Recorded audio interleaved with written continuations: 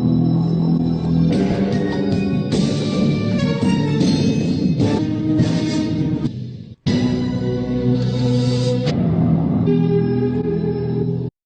quelqu'un qui a le discernement. Voilà quelqu'un qui a le discernement. Alors, cliquons sur cette personne. Qu'est-ce que nous voyons? Il faut aussi dénoncer Shola Kwetu. On souffre ici en Afrique avec les doctrines qu'il a propagées au travers des disciples. Voilà, j'ai dit, voilà quelqu'un qui a le discernement. Il a commenté au bas de cette vidéo, à quelques minutes après que j'ai posté cette vidéo. Il commente, il faut dénoncer Shola Kwetu. On souffre ici en Afrique avec les doctrines qu'il a propagées à travers les disciples dont mon frère fait partie. Un exemple, Jésus-Christ est lui-même le Père et c'est lui-même envoyé sur la terre. Voir l'interprétation de Genèse 1, verset 3 de sa fausse Bible. Il a écrit une Bible. Cette Bible, si vous avez la Bible de Shola Kwetu, déchirez-la, mettez-la dans la poubelle. Et que Jésus seul est seul sur le trône au ciel. Ça, c'est un faux Jésus. Notre vrai Jésus est celui qui Étienne a vu. En Actes chapitre 7. Et que Jésus n'a pas été créé. Voilà l'interprétation de Colossiens chapitre 1, verset 15 de la fausse Bible. Alors que la Bible nous dit bien, à toi le plus que Jésus fut créé par le Père avant toute chose, Apocalypse chapitre 3, verset 14, Colossiens chapitre 1, verset 15, et Proverbe chapitre 8, à partir du verset 22. Qu'est-ce que nous voyons? Voilà quelqu'un qui a été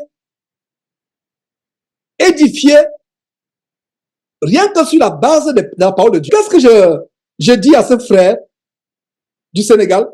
Si tu crois au Jésus, Jésus va te guérir. Regardez comment j'ai écrit Jésus avec J minuscule, n'est-ce pas? J'ai fait exprès.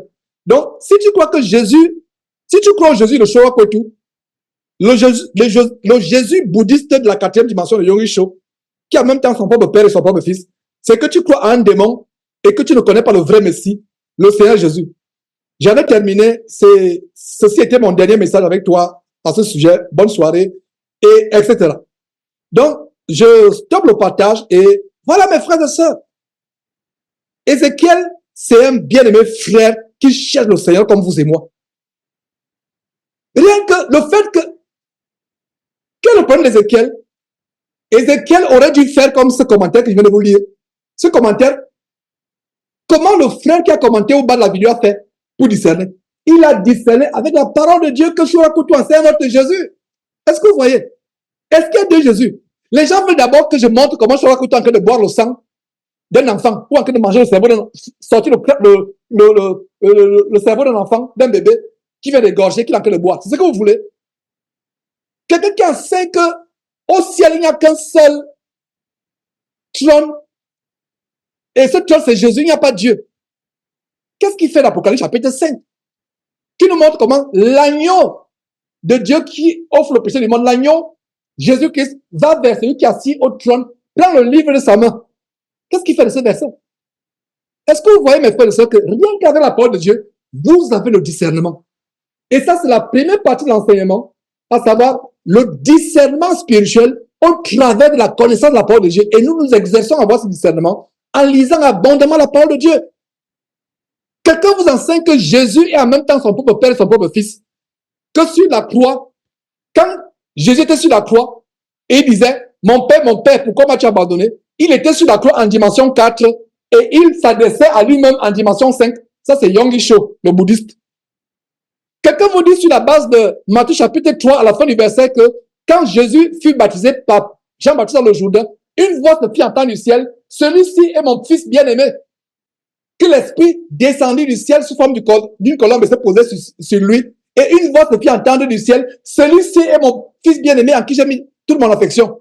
Shola Kwetu interprète cela à la lumière de la 4e dimension, le livre bouddhiste de Yongisho, en disant que Jésus qui était dans le fleuve avec Jean-Baptiste à la dimension 4 et il parlait à lui-même à la dimension 5. Doctrine satanique, démoniaque, luciférienne, reptilienne, sortie du droit de l'enfer. Voilà mes frères et sœurs. Et nous sommes en guerre contre ces gens. Et Shola Kwetu draine beaucoup de fous derrière lui. Il a convaincu beaucoup de personnes que Jésus est en même temps son propre Père et son propre Fils. Mon frère, ma soeur, si tu es avec nous aujourd'hui, tu crois aujourd'hui de Chewa Kwetu, je pleure. Je pleure pour toi. Tu ne crois pas en Jésus, tu n'es pas converti, tu crois en faux Jésus. Le vrai Jésus est fils de Dieu. Jésus a demandé à ses disciples, que dit-on que je suis? Ils ont commencé. Les gens disent que tu es homme. D'autres disent que tu es homme. À l'école primaire au Cameroun, il y a plusieurs années, il y a plus de 45 ans, on nous enseignait à l'école primaire, homme. C'est pronom personnel, c'est troisième personne du pluriel indéterminé. C'est troisième personne indéterminée, homme. Pronom, c'est un pronom, c'est pas une conjonction, c'est un pronom. Homme, pronom de menteur. Donc, homme, c'est pronom de menteur, c'est le mensonge. On ne sait pas la vérité. Homme, c'est qui homme? C'est qui homme?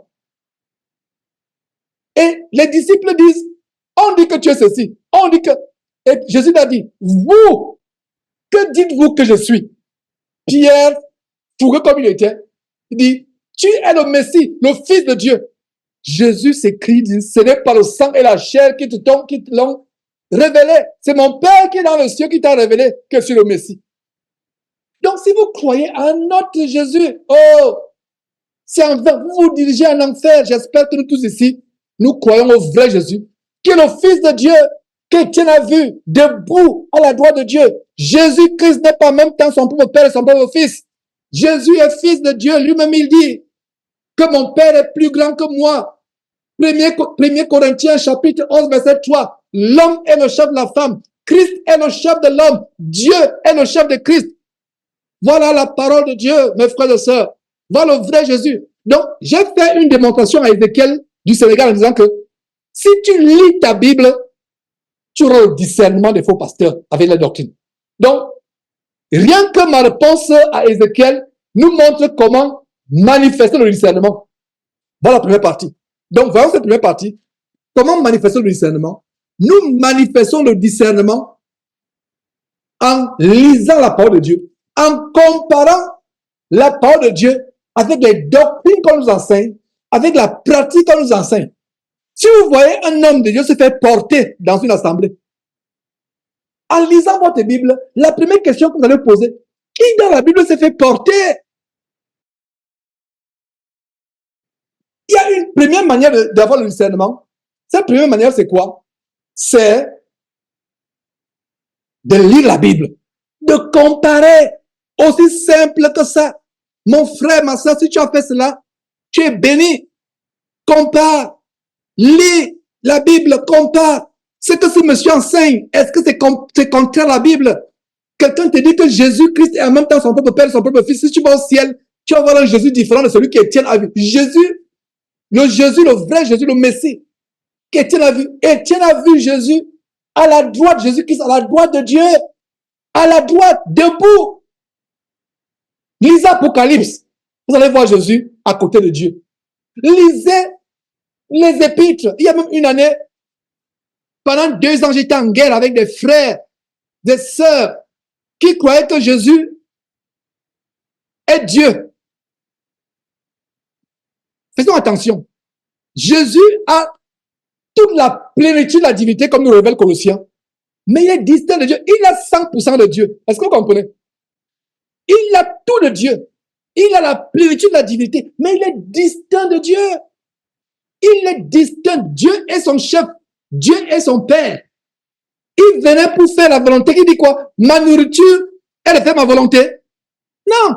Ma nourriture est de faire quoi? La volonté de celui qui a fait quoi? M'envoyer. Quand on parle de médiateur, un juge ne peut pas être juge et avocat. Il a dit que Jésus est notre avocat, il est notre médiateur.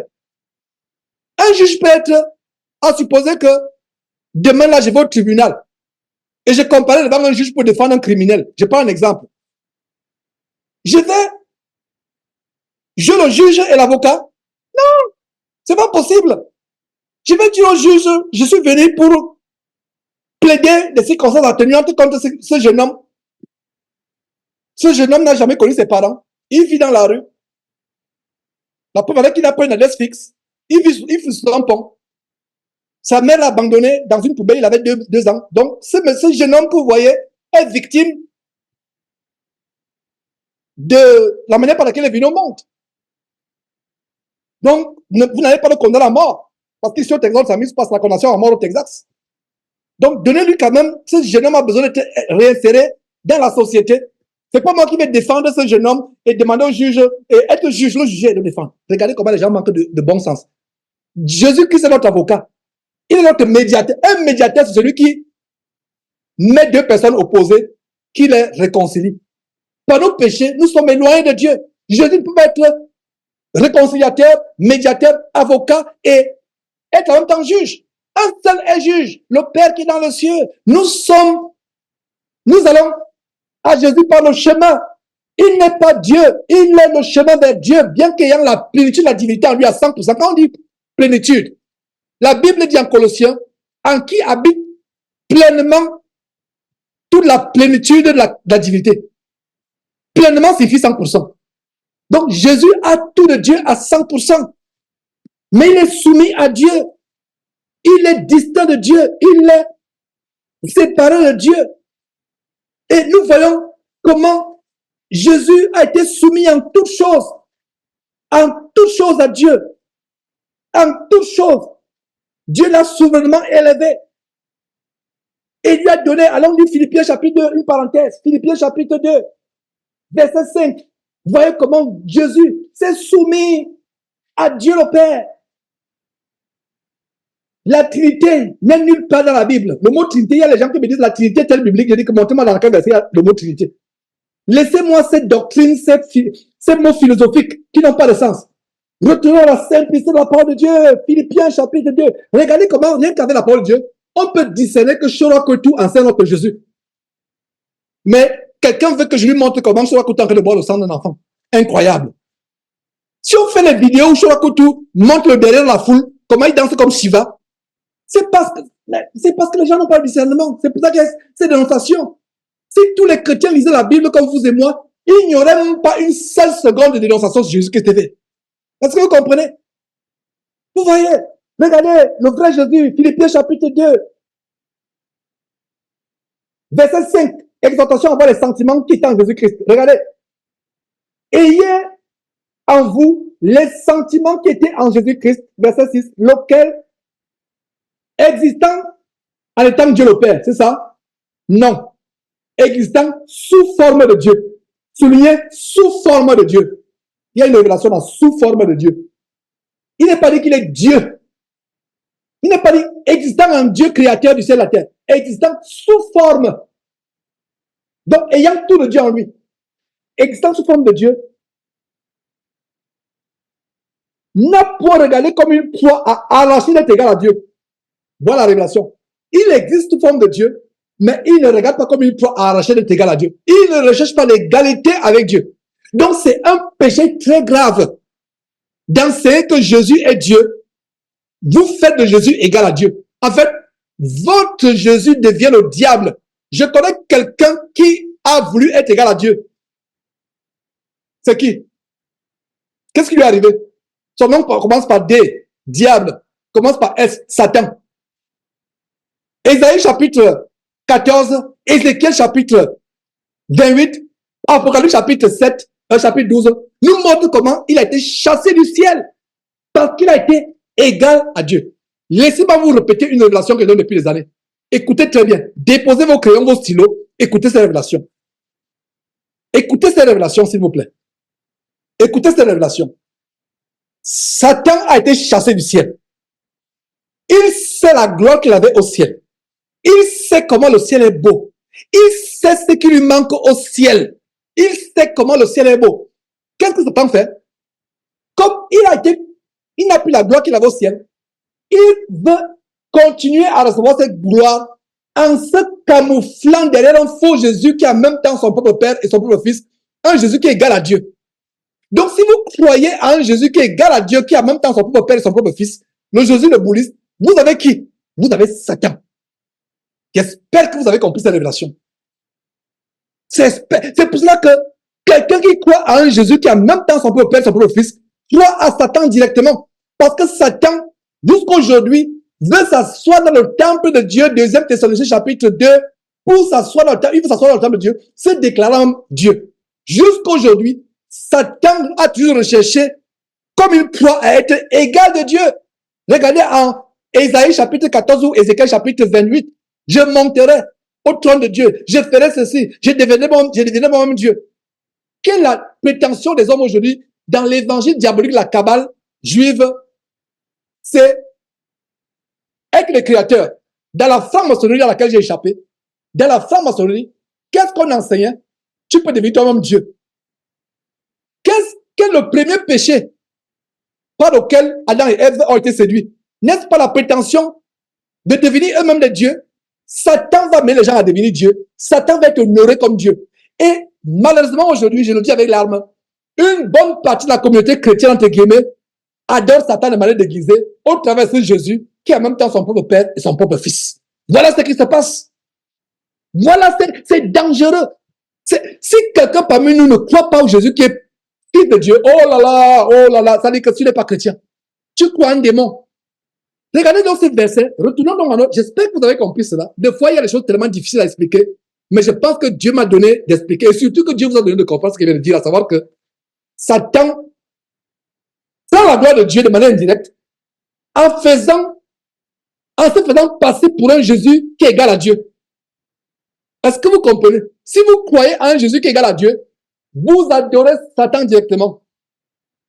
Oh, Alain Patinga Dimoun, qui est passé Jésus qui était en 2013. Alain Patinga Dimoun. Les anciens frères avec qui on a tenu derrière Jésus qui était. Junior Chabda, en 2013. Celui qui a le nom de Facebook, Marcel Bongo converti, pour ne pas dire Marcel Bongo inconverti, qui a fait une vidéo qui il y a quelques jours pour me répondre. Il se repose à Georges Nama. La polygamie est biblique. Incroyable. Il croit à ce même Jésus. Ce n'est pas surprenant que ces gens sont égarés. Alain Patinga Dimoun, Junior Chabda, je n'ai plus de ces nouvelles depuis 2013. Je n'ai plus de nouvelles de Ngandimoun, des gens avec qui nous avons tenu. Voilà les premières interventions, les premiers enseignants intervenants les premiers intervenants sur Jésus qui était en 2013. Ils enseignaient sur Jésus qui était jusqu'à ce que je les exposais tous. On a eu une conférence de, je ne sais pas, on a fait 14 heures de temps par Skype en 2014, je ne sais pas. On a eu une conférence de, j'étais le seul, si je m'abuse, le seul qui croyait que Jésus est fils de Dieu. Tous se sont retournés, j'ai dit, nous ne pouvons pas cheminer ensemble. Vous adorez un faux Jésus.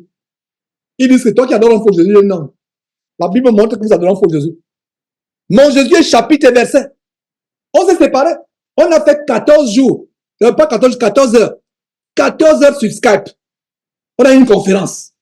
Chapitre, tous. J'étais le seul.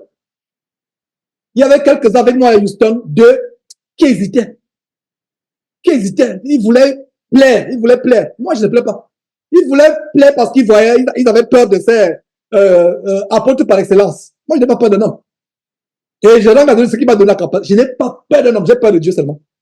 Même Joe Biden, il est devant moi, il va dire que répands-toi de t'être lavé sous la douche avec ta fille. Répands-toi. C'est tout que je vais dire. J'ai eu l'opportunité de lui dire cela. Répands-toi de l'inceste. Répands-toi de la drogue. Répands-toi. Si tu meurs là, le pouvoir présidentiel aux États-Unis, tu vas mener ça où? En enfer? Pas du tout. En enfer, il n'y a pas de président. En enfer, ton président, c'est le feu. Pour l'éternité. Donc, je n'ai pas peur d'un homme. Donc, il y avait des frères qui avaient peur de Ngandimoun, qui avaient peur de Ivoire Bongo. J'étais seul à la conférence. Vraiment. Ils m'ont écrasé humainement. Ils m'ont humilié. Ils ont tout dit. J'ai dit, frère, dites tout ce que vous pouvez dire. Je me tiens dans la parole de Dieu. Je me tiens dans la parole de Dieu. Il y a ce verset en anglais, ce cantique en anglais. The B-A-I-B-L-O. That's the word for me. I stand upon the word of God, the B-I-B-A-E. Donc, la Bible, je m'accroche sur la parole de Dieu, la forteresse, la B-I-B-L-E. Ça, c'est le livre de Dieu pour moi, la parole de Dieu pour moi. Je me tiens sur la Bible, je m'accroche sur la Bible. Et ils sont partis, ils ont pris leur chemin. Ce n'est pas surprenant que des années plus tard, Marcel Bongo croit que Jésus revient en 2015, à la fin de décembre 2015, il a dit au revoir, il a démissionné son boulot à Paris, à New York, à Nouvelle-Orléans. C'est Nouvelle-Orléans, je voulais dire New Orleans. New Orleans, c'est en Louisiane. Voilà, là, Nouvelle-Orléans, je ne sais pas si j'ai bien prononcé français, excusez-moi. Je ne suis pas bon en géographie. Donc voilà, il a démissionné son boulot à la Nouvelle-Orléans. Il a dit, Jésus revient dans quelques jours, patron, je pars. Il m'en va attendre le retour de Jésus. Jésus n'est pas venu. Ils m'ont dit, notre prophète, comment il s'appelle encore? J'ai oublié son nom. Oh là là, pourtant, il y a quelques semaines, je vous ai donné le nom. Igneski a fait les calculs, il va encore le calculer. Donc, vous faites les calculs. Insensé que vous êtes.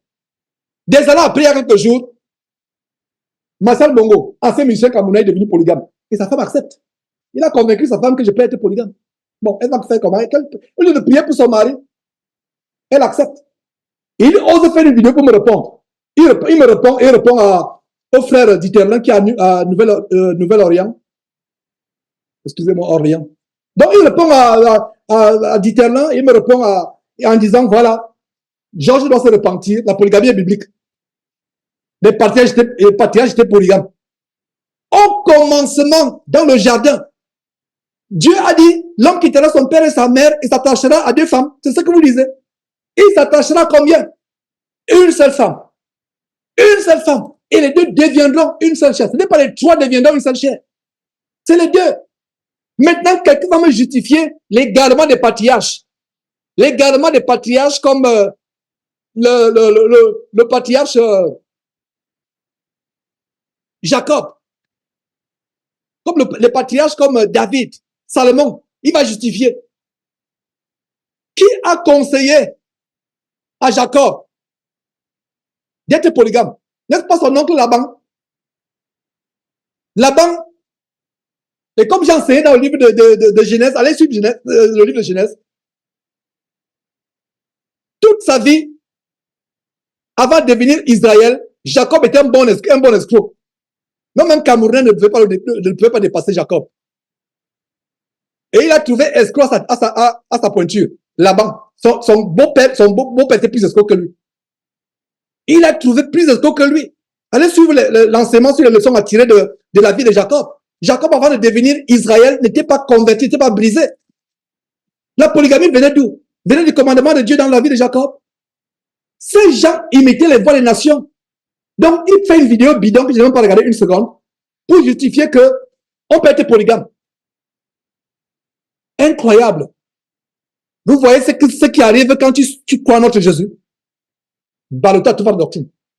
Le faux Jésus, tu crois, Satan, il te dit qu'il va revenir à la fin décembre, le 29 décembre 2015. Il ne vient pas. Le faux Jésus t'amène à être polygame. Mes frères et sœurs, quand l'apôtre Paul disait que nous sommes dans le combat pour la défense, la confirmation de l'évangile, c'est ce combat dans lequel nous sommes. Et je rends grâce à Dieu de ce que nous pouvons avoir des défenseurs de l'évangile. Ils ne sont pas nombreux. Et ma prière, c'est que si par avoir 50 défenseurs de l'évangile dans cette fin de temps, quelles que soient les langues, quelles que soient les régions de la terre, là où vous vous trouvez, que vous soyez un défenseur de l'évangile dans votre ville, dans votre région, dans votre quartier, que ce soit physiquement, que ce soit sur les réseaux sociaux, être un défenseur de l'évangile. Être un défenseur, vous aurez les ennemis, vous serez humiliés, on va vous rabaisser. Mais je rends grâce à Dieu, c'est que je n'ai pas peur d'un homme. Je n'ai pas peur d'un homme. Regardez, lequel existant, regardez le vrai Jésus. Le faux Jésus veut être égal à Dieu. Ça a commencé depuis le ciel. C'est pour ça qu'il a été chassé. Comme il a été chassé, il ne veut pas aller en enfer seul. Comme il ne veut pas aller en enfer seul, il veut convaincre une bonne partie des élus chrétiens qu'il est égal à Dieu, que le Jésus est égal à Dieu. En fait, il se déguise devant le Jésus qui est en même temps son propre père, son propre fils. Vous comprenez pourquoi la Bible appelle le diable malin? Il est malin. Il est malin et rusé. Mais nous ne sommes pas rusés. Nous ne sommes pas victimes de sa ruse. C'est pour ça que dans le jardin, le serpent était l'animal le plus rusé. Donc, dans le jardin d'Éden, le serpent est une image du diable avec sa ruse. Il est rusé. Beaucoup de chrétiens croient à un Jésus satanique. Jésus avec petit J. Ce n'est pas le vrai Jésus. Un Jésus qui est égal à Dieu, c'est un faux Jésus. C'est Satan lui-même, directement Satan. Parce que je connais quelqu'un qui va être égal à Dieu. Il rumine l'égalité avec Dieu. Il rumine. Il ne peut pas dormir s'il n'arrache pas, s'il ne vit pas le titre de Dieu. Oh là là, mes frères. Alors regardez, ayez en vous les sentiments qui étaient en Jésus-Christ, lequel existant sous forme de Dieu n'a point regardé comme une proie à arracher d'être égal à Dieu. Verset 7. Mais s'est dépouillé lui-même en prenant une forme de serviteur, en devenant semblable aux hommes, et il a paru comme un simple homme. Regardez le degré d'humilité de Jésus-Christ. Verset 8, et la Bible dit quoi? L'orgueil précède quoi? La chute. Satan a été châtié du ciel à cause de l'orgueil. L'humilité précède quoi? La gloire. Humilie-toi devant Dieu, il va t'élever. Mon frère, humilie-toi devant Dieu. Obéis au commandement de Dieu. Ma soeur, obéis au commandement de Dieu. Dieu, tant convenable, va te restaurer, va t'élever. Regardez, puisque c'est humilié au verset 8, il s'est humilié lui-même, se rendant obéissant jusqu'à la mort, même jusqu'à la mort sur la croix. Est-ce que vous voyez comment le verset 8 fait la différence entre deux morts? Il y a la mort générale, mais il y a la mort sur la croix. Avez-vous jamais remarqué ce qu'il vient de vous montrer au verset 8? Avez-vous jamais remarqué ce qu'il vient de vous montrer au verset 8? Il y a deux sortes de morts. Il est devenu, regardez, il s'est humilié lui-même en devenant obéissant jusqu'à la mort, virgule, même jusqu'à la mort sur la croix. Ça veut dire quoi? Il y a une mort par laquelle tout le monde passe. Mais la mort sur la croix est spécifiquement douloureuse et honteuse. Est-ce que vous comprenez cela? Jésus n'a pas souffert n'importe quelle mort. Il a souffert une mort spécifique. Voilà la révélation dans ce verset 8. Il a souffert une mort spécifique. Il s'est rendu obéissant jusqu'à la mort, virgule, et quelle mort? Même la mort jusqu'à la croix. Ce verset nous montre qu'il y a deux sortes de morts. Il y a une mort comme tout le monde, vous et moi. Mais il y a une mort spécifique par laquelle Jésus est passé. La mort sur la croix. Peut-être vous ne comprenez pas la coutume de l'époque. La mort sur la croix, c'est une mort honteuse. Vous aviez un parent qui était crucifié sur la croix ce jour-là, au temps de Jésus. Il devait être l'objet de risée, d'objet de moquerie pour tout le monde. Marie devait être l'objet de risée. Oh, ton fils est mort sur la croix. Et non seulement la croix était une mort douloureuse. Les scientifiques américains ont fait un documentaire. J'ai regardé ce documentaire. J'avais mal au corps. J'avais mal aux côtes. J'avais l'impression que, non, ils ont bien documenté, les scientifiques, les grands médecins américains. Je ne sais pas si je peux retrouver ce documentaire et le traduire en français et publier sur Jésus-Christ TV. Ils ont documenté comment être suspendu. Les Romains étaient inspirés par Satan. Les Romains là, non, c'était plus les hommes. C'était plus les hommes. C'était Satan en père. Satan était en eux. Les scientifiques ont dit que quand, regardez, vous qui avez fait l'école en Afrique comme moi, on avait toutes sortes de punitions. Planter, je ne sais pas quoi, les patates, les pommes, mettre un doigt, on avait toutes sortes de punitions. Ça, c'était le jeu d'enfant. On vous mettait un pied en l'air, soit vous mettez un pied sur le mur, soit, et quelqu'un de turbulent comme moi, j'ai goûté à toutes sortes de punitions. J'ai goûté, j'étais même champion. J'étais un cas. Quand on écrit, je n'étais jamais chef de classe. Quand le chef de cas dit déjà, mets déjà mon nom sur le banc, ça dit mets déjà le nom. Mais moi je vais bavarder, mets le nom déjà. Mets le nom. Voilà comment, moi, mets déjà le nom. Donc, c'est même pas ton histoire. Mets le nom. Mais comme aussi était têtu, j'étais aussi bien traité par les maîtres. Quel genre de punition, tu te mets à genoux, on te met des fois, non, on te traite. Et quand je regarde en arrière, je dis, oh, si je peux rencontrer mes maîtres. Je ne sais pas si certains vivent encore. Je me rappelle en 2017, j'ai amené les enfants à l'école primaire, là où j'étais. Je leur ai dit, voilà comment, là où je me suis assis. Oh, j'avais la nostalgie ce jour en 2017. Je les ai amenés à l'école primaire à Étoudi, Saint-Aloïs. J'avais la nostalgie. J'ai vu des maîtres, j'ai dit, bon, bien évidemment, je ne pouvais plus rencontrer les maîtres qui ont été à l'époque, etc. Bref, c'est une parenthèse. J'étais tellement content que nos maîtres, aujourd'hui, il n'y a plus de maîtres. Oh, ici au Texas, il n'y a pas longtemps que la chicotte était autorisée dans les écoles au Texas. C'est un policier qui nous avait dit ça, que la chicotte était autorisée. Ah, ah bon, la chicotte, etc. On ne savait pas. Il dit, oui, la chicotte, effectivement, la chicotte était autorisée. Ah bon? Il y a quelques années. Moi, on ne savait pas. Il m'a dit, oui, oui. Une connaissance, un policier. On s'est rencontré comme ça fortuitement. Il dit, non, la chicotte était autorisée. Oui, oui, oui, ici au Texas. Il dit, ah bon, tiens, oui. Mais comment ça, il n'y a plus la chicotte? Voilà, c'est parce que les gens sont devenus woke. L'enfant est devenu roi, les prophéties. Mais il y avait la chicotte dans l'école. Et quelqu'un de turbulent comme moi. Il y a mon père et la bonne chicotte de mes maîtres qui m'ont mis sur le bras, parce qu'il était un cas. Il était un véritable cas. Voilà, mes frères et sœurs. Donc, vous voyez d'où votre frère est venu. Dieu m'a transformé. C'est vraiment un grand témoignage pour dire que mes frères, il y a espoir. Ma sœur, ton enfant peut être le plus turbulent. Garde mon témoignage à cœur. Tous pouvaient prêcher la parole, pas moi. Il y a quelqu'un qui m'a contacté. On était en terminale. C'est toi tel? Oui, c'est moi. C'est toi qui prêches Jésus TV? Oui, c'est moi qui prêche. Mais ma mère me disait que c'est toi. Je disais à ma mère, non, c'est pas lui. Ma mère dit, c'est lui, qui vient dans la maison, c'est lui. Il me dit, non, ça ne peut pas, non, ça ne peut pas être lui. C'est pas lui. J'ai dit, oui, c'est moi. C'est toi. Oh, qu'est-ce qui s'est passé? C'est toi. J'ai dit, oui, c'est moi. Il me dit, c'est bien moi, c'est pas faux, c'est moi. Ta mère avait raison. C'est moi qui prêche. Il a secoué la tête, il dit, vraiment, c'est pas vrai. Mais, malheureusement, il n'a pas cru. Il ne s'est pas converti. Il se serait converti. Il dit, c'est bien toi. J'ai dit à ma mère que non, je peux même parier. J'ai dit, maman parie combien? Maman parions, c'est pas lui. Il dit, c'est lui, c'est ton camarade de classe là. C'est lui. C'est lui. Voilà. Ouais. Voilà. Mes frères. Donc, regardez, l'humilité. Retournons à Philippiens chapitre 2. Il s'est humilié en se rendant obéissance jusqu'à la mort. Même jusqu'à la mort. Alors, qu'est-ce qu'il disait? Il y a une mort générale. Mais il y a la mort sur la croix. Si je peux retrouver ce documentaire, suspendu pendant environ, je ne sais pas, 3 heures, un peu moins, un peu plus, environ, je n'ai pas les détails. Sur la croix. Ça dit que toute la colonne vertébrale se tirait, suspendue. Et vous suivez le documentaire, la sœur ne suit pas ce documentaire. J'avais mal. C'est comme, tu vis ça. Tu vis ce que le Seigneur Jésus a vécu. Regardez quelle mort. Regardez ce verset nous montre qu'il a souffert jusqu'à la mort, jusqu'à la mort sur la croix. Quel est le plus grand crime depuis que la terre existe? Tuer la mort du Fils de Dieu. C'est le plus grand crime.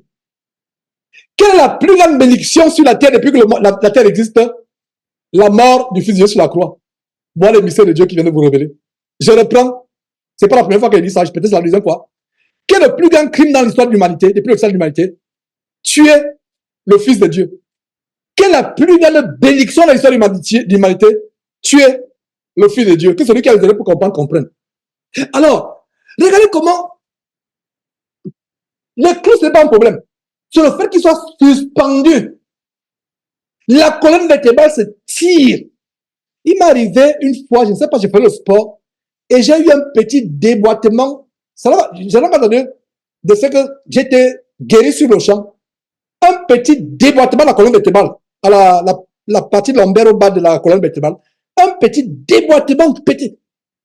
C'est une douleur qui peut te donner la crise cardiaque. C'est une douleur et ça demande opération et tu peux être paralysé à vie. Vous voyez les gens paraplégiques qui ne marchent pas, ils perdent l'usage des pieds et des mains parce qu'il y a eu un petit déboîtement de la colonne vertébrale. C'est dangereux, ça ne rit pas. Mais lui, étant suspendu, la colonne vertébrale se tirait. Qu'en est-il sous les bras? Non, c'était douloureux. Voilà pourquoi quand vous montez à la table du Seigneur, comme je l'ai dit dimanche passé, en prenant de ce pain, dites-vous que c'est le pain qui représente le corps meurtri du Seigneur Jésus sur la croix. Et quand vous croyez en cela, vous sortez du repas du Seigneur étant guéri. Il a souffert. Donc, la révélation au verset 8, regardez comment j'ouvre la parenthèse sur une grande révélation. Il a souffert la mort, non seulement la mort, même la mort sur la croix. Ça veut dire que Dieu, par son Saint-Esprit, nous montre qu'il y a mort, comme tous les autres humains, mais il y a une mort spéciale. Il aurait pu être brûlé. Il aurait pu être scié. Mais pourquoi Satan a choisi quelque chose de... C'était, non, une mort lente. Jusqu'à ce que le Fils de Dieu a des moments de faiblesse. Il dit, mon père, là-bas, Sabatani, pourquoi tu m'as abandonné? Mon père, pourquoi? Vous comprenez? Regardez la marche de Jésus. Il a été un homme de foi. Un homme de confiance. Mais à un moment, il dit, mon Père, pourquoi m'as-tu abandonné? Et vous allez me dire que Jésus est Dieu, Jésus, c'est le Père qui pleurait. Chola Kotu et Yongi Chola vous dit que non. Il pleurait dans la 4e dimension, à lui-même, en appelant son Père dans la 5e dimension. Non, ce n'est pas le vrai Jésus. Mon Père, pourquoi m'as-tu abandonné? Il n'y avait que la mort sur la croix qui pouvait. Non, c'était douloureux. Tu perds la tête. Voilà ce que notre Seigneur a expérimenté. La bonne nouvelle, c'est que il est ressuscité. Il n'est pas sur un morceau de croix. Satan voudrait maintenir Jésus sur la croix éternellement. Je m'adresse aux catholiques et aux autres qui portent sur les croix. Le diable a tué Jésus sur la croix. Au point où il a mis les gens à mentir en disant que non, dites qu'on est venu voler son corps, qui n'est pas ressuscité. Et comme cela ne suffisait pas, le diable a mis les gens à fabriquer les petites croix. Quand tu vois la croix dans ta maison, un instrument de mort. Quand tu vois la croix, tu penses que Jésus est sur la croix. Jésus n'est pas sur la croix. Il est au ciel, à la droite de Dieu dans les lieux célestes, dans toute la gloire, au-dessus de toute principalité, de tout pouvoir, le roi des rois, Seigneur des seigneurs, dans un endroit inaccessible, dans une lumière inaccessible, revêtu de gloire, d'éclat, de magnificence.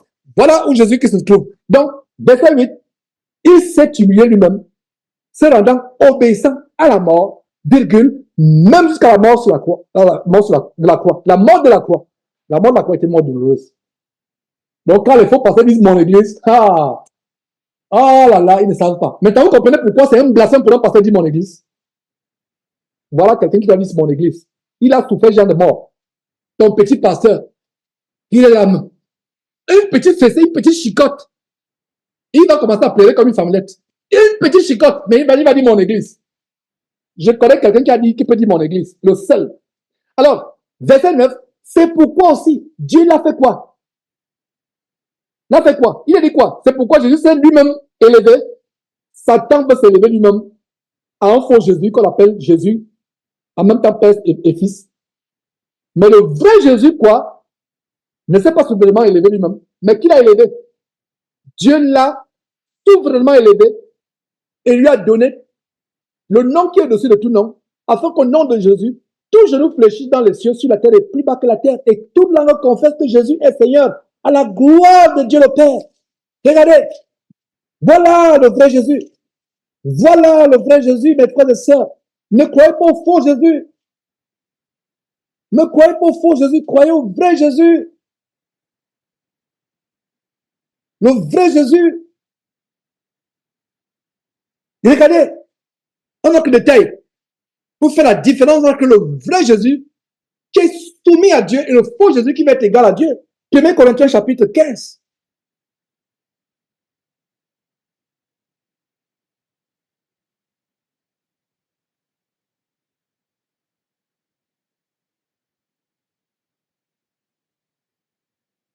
Premier Corinthiens, chapitre 15, à partir du verset 26, lisons ceci ensemble, pour vous montrer le vrai Jésus. Croyez au vrai Jésus, ne croyez pas au faux Jésus, je vous en supplie. Et si quelqu'un crie au faux Jésus, repens-toi aujourd'hui. Et si tu as été baptisé au nom du faux Jésus, qui en même temps son propre Père et son propre Fils, tu as été baptisé au nom de Satan, reprends ton baptême, mon frère, ma soeur.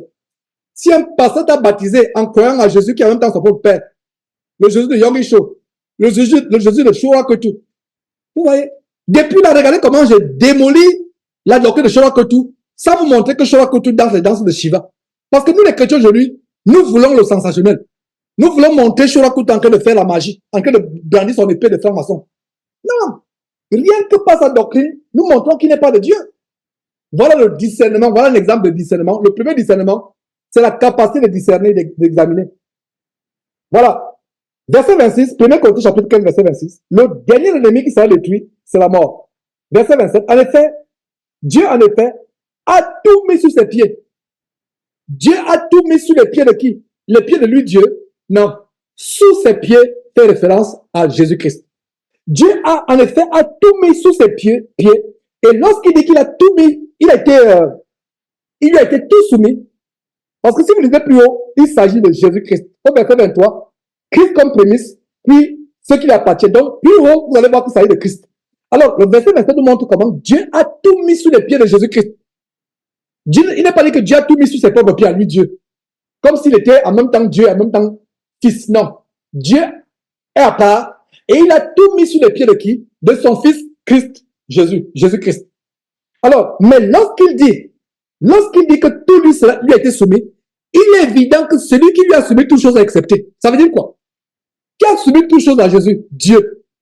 Toutes choses sont soumises à Jésus, excepté qui? Dieu qui lui a soumis toutes choses. Est-ce que vous avez compris? C'est ça la sainte doctrine. C'est ça la sainte doctrine, mes frères. Soyons défenseurs de la sainte doctrine. Voilà la sainte doctrine. Il n'y a pas notre évangile. Il est dit que tout a été soumis à Jésus. Mais Dieu lui a soumis toutes choses.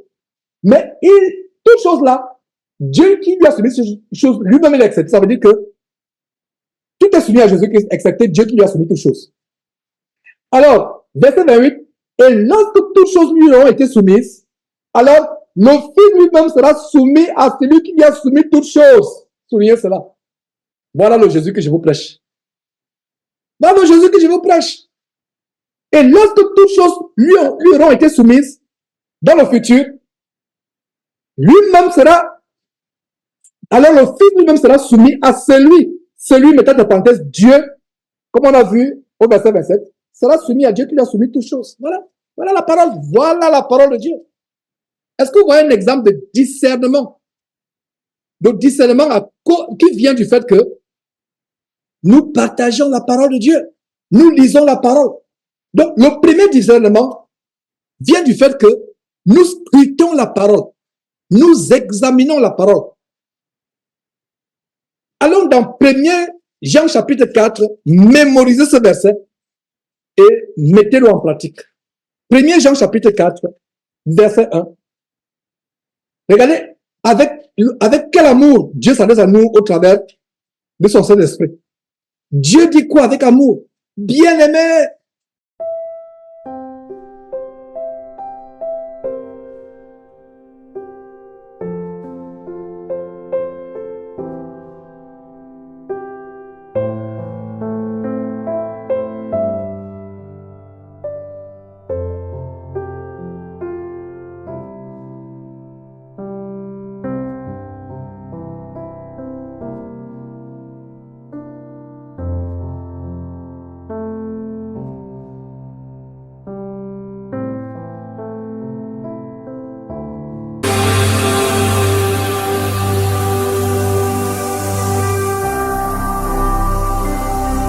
Jésus-Christ TV, vous connaîtrez la vérité et la vérité vous affranchira.